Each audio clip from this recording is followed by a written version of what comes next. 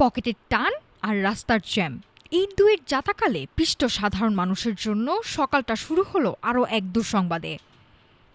লিটারে ১৫ থেকে ২০ টাকা বাড়ল জ্বালানি তেলের দাম, আর তার রেশ ধরে কিলোমিটার প্রতি ১১ পয়সা বাড়ল বাসের ভাড়া। রাজধানীর গণপরিবহনে এখন চিরাচরিত দৃশ্য, ভাড়ার তালিকা নিয়ে যাত্রী আর শ্রমিকের অন্তহীন তর্ক। তবে সরকারের দাবি, এই সিদ্ধান্ত কোনো চাপ থেকে নয়, বরং বাস্তবতার তাগিদে।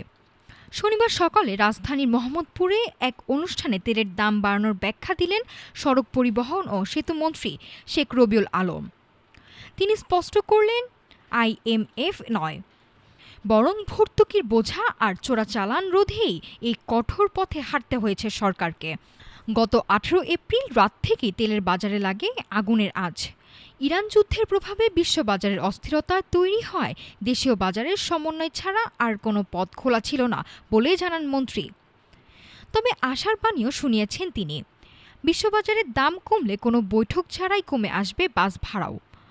তবে ভাড়ার এই অঙ্কের মারপ্যাচে সাধারণ মানুষের ভোগান্তি যেন না বাড়ে, সেদিকেও কড়া হুঁশিয়ারি মন্ত্রীর।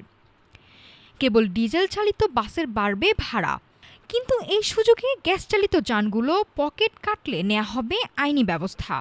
শুধু ভাড়া নয়, খোদ রাজধানীকে বাঁচাতেই এবার বড় সিদ্ধান্ত নিচ্ছে মন্ত্রণালয়। প্রধান প্রধান সড়ক থেকে পর্যায়ক্রমে সরিয়ে দেওয়া হবে অটোরিকশা। শৃঙ্খলা ফেরাতে এই কঠোর পদক্ষেপের প্রস্তুতি এখন চূড়ান্ত পর্যায়ে। তেলের দাম আর ভাড়ার এই নতুন সমীকরণ সাধারণ মানুষের জীবনযাত্রায় কতটা প্রভাব ফেলবে তা সময় বলে দেবে। তবে আপাতত সাধারণ যাত্রীদের দাবি একটাই, ভাড়া যেটুকু বাড়ুক, নিয়ম যেন মানা হয় রাজপথে। নাফিসা সামিয়া, ঢাকা টুডে।